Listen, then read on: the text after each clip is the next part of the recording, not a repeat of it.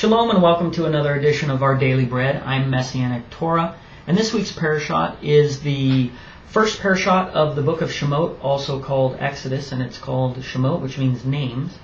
And this week's Parashat starts in Exodus, or Shemot 1:1 through 6:1, and the half Torah is in Jeremiah, or Yirmiyahu 1:1 through 2:3.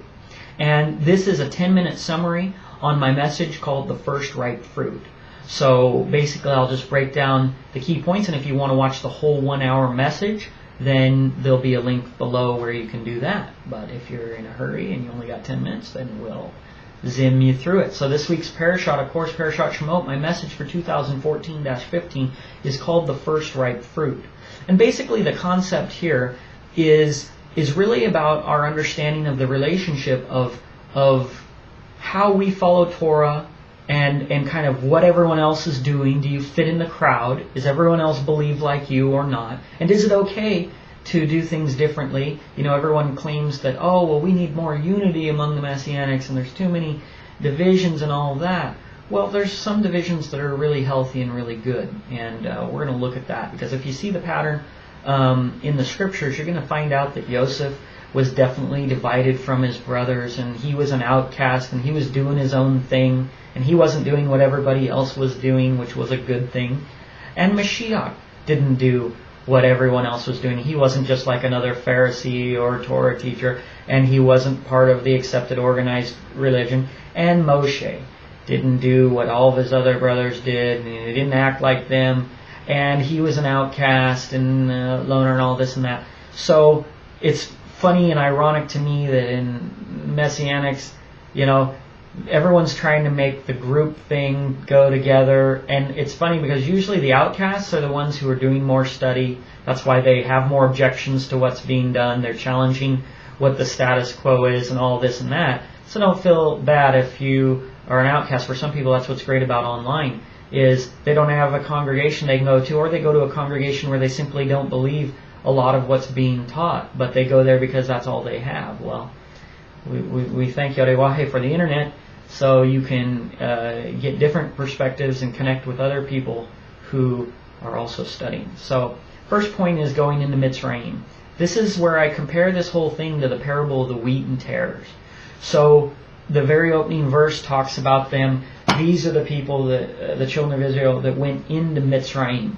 And basically in the Ramez, or the spiritual patterns, Mitzrayim, Egypt, which means oppression, can mean the earth, the kingdom, the world, the kingdom of the earth, the world, the ways of the world. Paro in the scriptures is likened to Satan. And so when we start with those interpretations and we look at it and we see, what's it mean when Israel's going into Mitzrayim? And what's it mean when they're being oppressed? And what does it mean when they come out of Mitzrayim? All these things have significance and spiritual patterns that they create.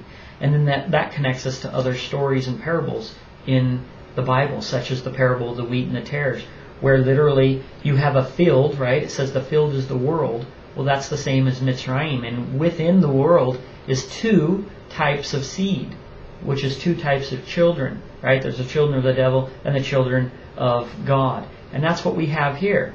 We have the children of Israel. Once they go into Mitzrayim, you have the Mitzrayim, the Egyptians, and you have the Israelis, okay? And these are two different people who are growing up in the same land. And what's going to happen is they're going to grow up, and then there's going to be a separation. And then there's you know, that's going to play out in the book of Exodus. So we're going to talk about that. So we talk about going into Mitzrayim and how Israel represents the seed that's going into the earth. In this case, they're coming into the rulership in the earth ruled by Paro.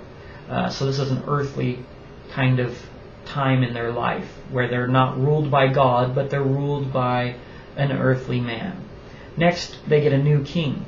And we talk about how a king is a servant over all the people, and how in particular kings can either serve the people and serve God, or they can serve themselves. And when they serve themselves, they are a wicked servant. They are the model of the wicked servant. We talk a little bit about that and about Paro. And what he's concerned with. He's concerned with himself, and he's not concerned with doing what was right or good for the people or what God would want. And of course we're going to get that later with the next Paro who refuses to let the people go. So next we get into fear. The fear of Israel is that they're growing and there's too many seeds. And if we look at that in the model of the parable of the wheat and the tares, then what we have is, we know there's going to be a separation at the end. There's going to be a battle, right, between good and evil, between the wheat and the tares. They're not going to be able to abide together forever. And so the question is, the worry is that Paro represents the tares and his people, the Mitzrayim. And so the worry is that there could be too much wheat, right, and not enough tares, because he wants to take over the whole field. So it's a battle over this field.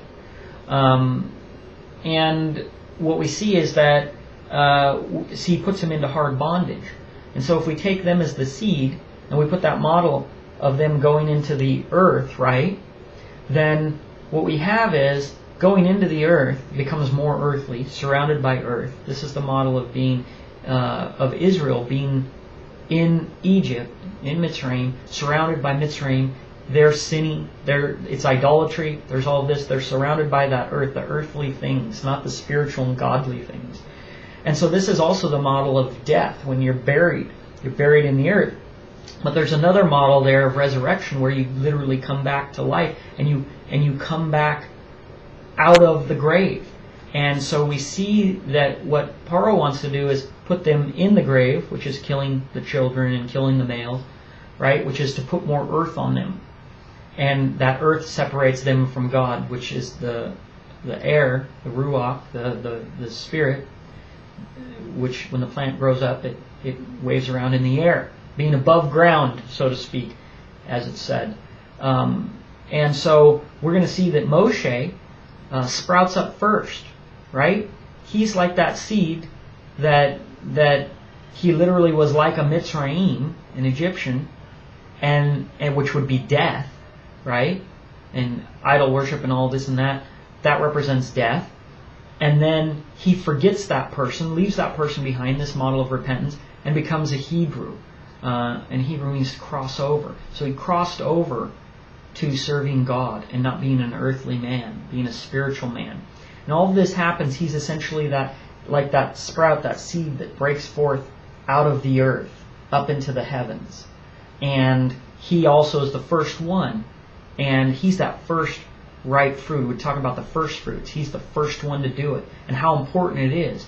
Because Israel will continue to stay in destruction unless they're acted upon. And so those first people who come out are so important, because they can go and influence other people to start sprouting. And before you know it, you have a big harvest.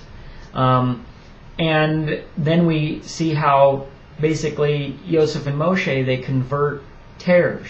They're converting people from being children of the devil or being in the grave or being surrounded by earth, and they're bringing them to God. And this deliverance and all this kind of stuff. And then we get into the concept of work and how he increases their labor.